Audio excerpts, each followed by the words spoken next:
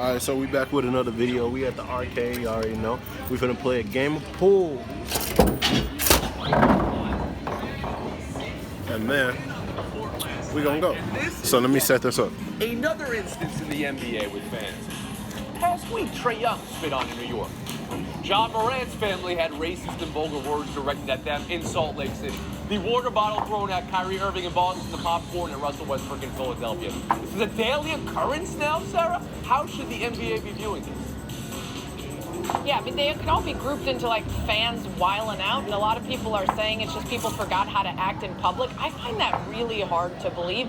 Maybe their tolerances are low because they haven't been boozing during the pandemic, and they're all just not knowing how to react to the influx of beers they're buying.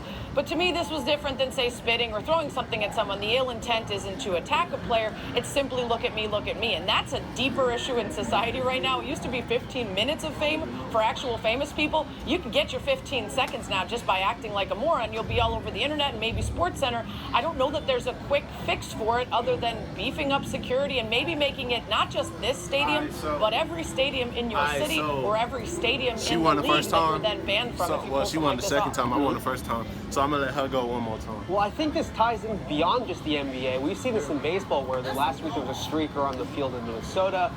When the Yankees started bringing back in fans in the Yankee Stadium, there was an instance where fans were throwing balls on the field because they were mad at the team's performance. I think this is an instance of we're moving into a new phase of the pandemic where I think we're starting to deal with kind of the ramifications of what's happened in the last year. I personally think that this is just generally part of the mental health crisis that is going on in this country right now, where we're seeing folks who are coming back into society and I think unable to deal with just what has happened over the course of the last year or so. And we're seeing fans who are unable to kind of reintegrate themselves into kind of being a fan in a normal way. And the fact that this is happening on a night-to-night basis is really, really concerning to me. You really connect all that. I've read reports that airlines are having a real issue with belligerence among people in the seats and towards flight attendants or whatever. This is running on the court, George Sedano. Everyone knows you don't do that. So is this a real issue for the NBA or just a bad week? Well, Tony, look, to June's point, I am certainly an advocate for mental health issues, okay? I suffer from my own. But what I'll say is this. It takes a special kind of buffoon to run on the court, to your point, when we all know we can't run on the court, and we've had the incidents that we've had here recently, okay? And look, this is a far more nuanced conversation than what we can have here on this particular platform, because I don't think that this guy, perhaps running 20 rows down, you know, probably intoxicated, onto the floor to hit the backboard is the same as some jerk throwing something at Kyrie Irving or some jerk spitting at Trae Young or some jerk throwing popcorn at Russell Westbrook. I don't think those things are necessarily the same, but they all deserve similar treatment in this regard because you can't do it. You can't just... You can't sit here and say to yourself, all right, you know, we're going to let this slide, that, and this won't slide. No, it's got to be blanket at this point. You get busted for something that you shouldn't do at an arena, you go to jail, and everybody knows your name, and that's it, just like in Boston. I think specifically from a DC standpoint, what the NBA is dealing with security-wise is that they've kind of decided that each to their own as to how they're going to handle this. But in DC, the guy who owns the team owns the building. He also happens to own a casino in the building, if you want to call it that. If you wanted to find a way to make sure he never walks in there ever again, you could. Whether or not every other building does that, we'll see. But I think that could happen in the district. All right, one more story here. The latest on Anthony Davis tonight. He's listed as questionable. Reports are it's very unlikely he'll play. Suns are back at home, and the series is tied at 2. So this is a pivotal Game 5, as we always say about Game 5. They're trying to get Davis to go tonight, but maybe risking for a greater injury, George. There's letting him rest tonight, maybe getting a couple days, but maybe being a game from elimination should the Lakers lose. And then there's the pushing LeBron to the max if Davis is out and LeBron has to do all the lifting. So what's the Lakers' play here? The Lakers' play here is you got to play LeBron until the wheels fall off. And look, he hasn't played 40 minutes since February 22nd, Tony, and that's a long time, certainly. But the other aspect of it is this, the non-LeBron minutes. What are you going to do in those 8-9 minutes that he's not on the floor? He's a plus 39, or they're a plus 39 when he's on the floor, minus 33 when he's off. not good. So that means the others need to step up. That means they need to hit three-point shots to soften the middle for LeBron, to allow him to make those particular adjustments he needs to make on any individual play and find guys out on the floor. And I'm targeting Kyle Kuzma, who's only hit 7 shots in 4 games. He needs to be the guy specifically that needs to step up in Anthony Davis's absence. Clinton Yates, Lakers play here with Davis being a question mark. I think it's a very tricky scenario because we talked at the end of the season whether or not the Lakers should be resting guys or making sure that they were back in rhythm in order to find their way for the playoffs. And now when guys are coming up lame in the middle of series, it's a very difficult matter to handle. As for George's point, the non-LeBrons here have to absolutely step up. We've seen what this looks like before because AD is the most important player on the team. We need the Kuzma from earlier this year that needed to prove he was the third option, not just in terms of anything other than defense, trying to make sure that he gets the rack and being aggressive as a player. I don't necessarily know if that makes them the favorite in this game, but they do have a chance for sure without AD. Sarah Spain, do you think the Lakers have a chance without Anthony Davis? They do, but boy, have they put themselves in a tough position sinking down to have to play a really talented Suns team in the first round. They can't wait as long as maybe some other teams to get everybody out there healthy. The concern with Anthony Davis is he didn't look that great even before the groin injury because he was already suffering from She keep going in the hole. If you force him back out there when he's not ready, and we already know that there's an issue with that kinetic chain on the left side, the likelihood of an even more severe injury that can take him out for the entirety of the season is there. The issue for the Lakers is, while they've had plenty of time during the regular season to adjust to life without one of their 2 superstars, what we saw when LeBron James was out there and Anthony Davis wasn't, was a 1-6 record against playoff teams. They couldn't figure out exactly how to get it done against the best. And so with LeBron out there, good news is the last game he drove more than he had in any other game in the regular season, so he's getting aggressive again. But this is a Suns team that if Chris Paul can, ante up again like the last game, they're not going to be able to just let AD sit. June, in the Philadelphia 76ers discussion, it was, well, maybe they'll be better knowing Embiid will be out for a game, so you don't get it sprung on you in the middle of a game. Do you feel that's the case with Anthony Davis and the Lakers? Yeah, I mean, I just don't think that this is a team that can win a championship without Anthony Davis. And to George's point again, I think the 2 most important players here are Kyle Kuzma and Dennis Schroeder. Those are the guys that need to come up and back up LeBron, given that LeBron has to carry the weight load. And to Clinton's point again, like, the fact that we're even talking about at the end of the season, we were talking about the end of the season whether or not this team should be resting players. The fact that this conversation has come up again in the first round is an indictment on the rest of that team and how they're not stepping up to the plate right now. They've been looking for other guys all year. There was a reason why they played in the play-in, because those other guys weren't stepping up. George, you know what the Lakers are shooting from 3 recently? Well, not good. They're sub-30 in most of their games. And you do know. During the regular season, they were 21st in the league in three-point percentage and 24th. Yeah. That needs to be I'm happy to give the points when you flex the knowledge, George. There you go. Sedano's got a big lead going to break. Coming up, we're going to talk about Canadians Maple Leafs Game 7, and I'm going to tell you right now, there's going to be a bad word in a hockey discussion. I'm not telling you what it is, but we'll see who's going to walk into it in 2 minutes.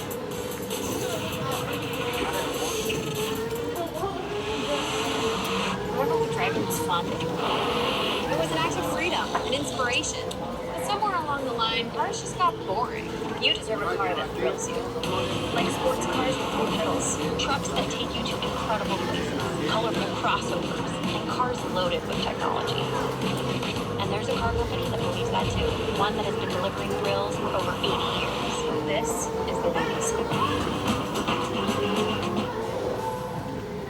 T-Mobile is the leader in 5G. Switch today and unleash the power of 5G with the iPhone 12 Pro on us.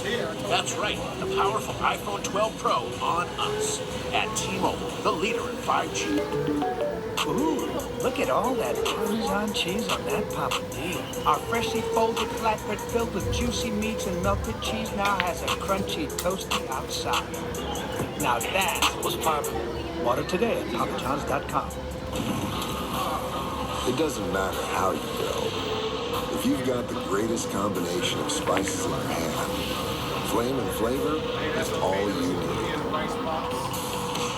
Grill Mates. 5 Hour Energy helps you get stuff done. And now, when you purchase 5 Hour Energy, you can instantly win cash prizes. For complete rules of how to enter, visit 5HEWin.com. 5 Hour Energy, the official sponsor of getting stuff done. Is this one of your State Farm commercials? Yeah, sure is. Chris smiles and says, "Wow, love, State Farm's surprisingly great rates." Then suddenly his body turns into a basketball. Like a good neighbor, State Farm is there. Introducing Vizzy Lemonade, the only lemonade hard seltzer with antioxidant vitamin C. All new Vizzy Lemonade. Step up your seltzer game. T-Mobile is the leader in 5G. Switch today and unleash the power of 5G with the iPhone 12 Pro on us. That's right, the powerful iPhone 12 Pro on us. At T-Mobile, the leader in 5G.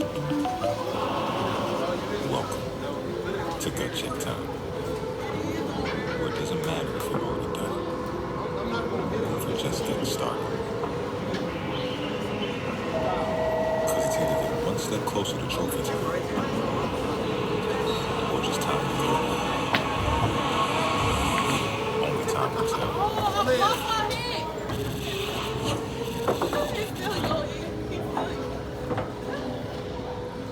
June 16th, be the first to see the Hit Wife's Body Man. Excuse me? The Wife Man's Hit Body. What the? The Cutty Man's Wife Bar? No. What is it? The Hitman's Wife's Bodyguard. Oh, I feel so much better. Rated R. Nailed it. Struggling to manage my type 2 diabetes was knocking me out of my zone, but lowering my A1C with once weekly Ozempic helped me get back in.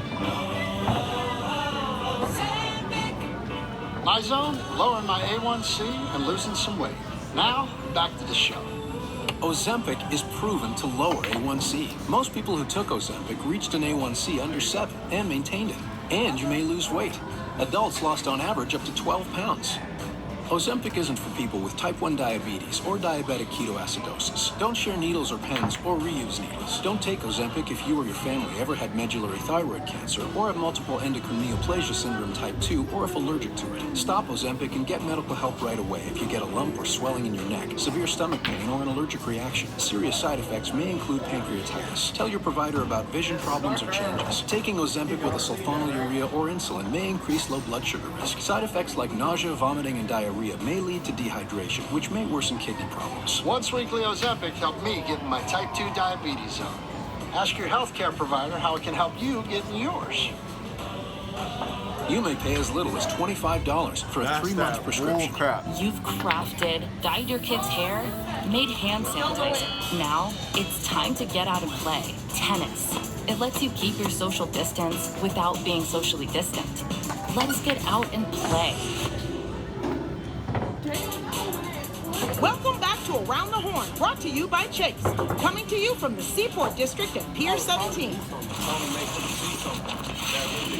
It's buy or sell, and it's an Around the Horn classic. Credit or blame? The Canadiens came back from 3-1 down in the series. But the Maple Leafs maple-leafed in a way only they can. Montreal moves on, Toronto goes fishing. Credit to the Habs or blame to the Leafs, George? I'm going with the Maple Leafs choking here, and it's an organizational choke, Tony, because they've had 8 straight losses in game-clinching situations, okay? And 4 straight postseasons, they've lost winner-take-all games.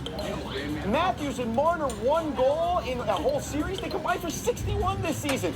The last 6-7 guys in this roster, old and slow.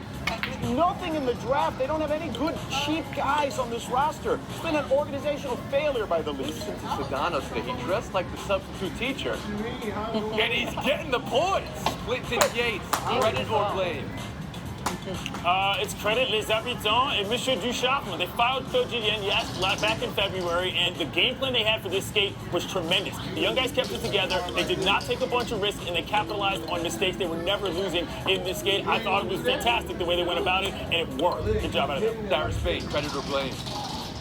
Of course, there's always credit to the winners, but it's got to be blamed to the Leafs. They haven't won a playoff series since 2004. They haven't won it all since the 1960s, and no one's going to remember that Tavares and Muzzin and others were injured. No one's really going to remember that Matthews and Marner didn't step up. They're just going to add it to the long list of disappointments, and at some point, they have to actually own up to it, even if the regime changes and the players change. It's still the same team. Disappointing.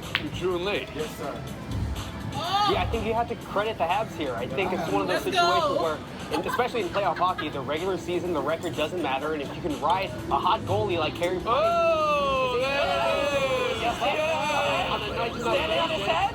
I'm sorry, June. I know this is your 5th show, but the rookie walked into it. We've done this for 17, 18 years on Around the Horn. This is our 19th year. The hot goalie. That is a bad phrase. You gotta just come up with something that is more, I don't know, has a certain... The term is coming up big in somebody else's barn. That would work. That would work, Clinton Yates. But you did credit the Canadian, and we do like giving a little credit here, so I'll give you some points back. All right, we'll move on. Any points. Buy or sell to Jacob DeGrom. This one's right for you, June. It worked like I wanted it to. 0.71. His season batting average is .450. Maybe this is the next two-way player in baseball. Yeah, listen to this. This was in Arizona last night. He got MVP chance on the road. MVP for Jacob DeGrom. Is for or against, June? I mean, I sell the idea right now that he is the MVP, but I do find that he should be in the conversation as we move forward. Oh my goodness, June, man, what is happening? Man, bruh, how I feel? Dang, bruh. How she win, bruh? How she do that, bruh? Something happened. Something happened, bruh. I don't know how that happened. That's just crazy. Hey, but if y'all want to see more of these videos, click that bell and subscribe to my channel. And go subscribe to my sister channel at Life with Ashanti. And I'm out.